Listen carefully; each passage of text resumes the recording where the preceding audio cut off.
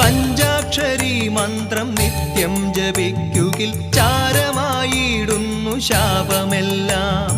സർവാഭീഷ്ടങ്ങളും വന്നു ചേർന്നിടുന്നു, സംശയം കൂടാതെ പൂജ ചെയ്യൂ. ഹര ഹര ശങ്കര ശിവ ശിവ ശങ്കര ദുരിതമകറ്റുന്ന വിശ്വനാഥ. മൃത്യുഭയത്തെ അകറ്റിയിടണേ എന്റെ മൃത്യുഞ്ജയേശ്വര കൈതൊഴുന്നേ.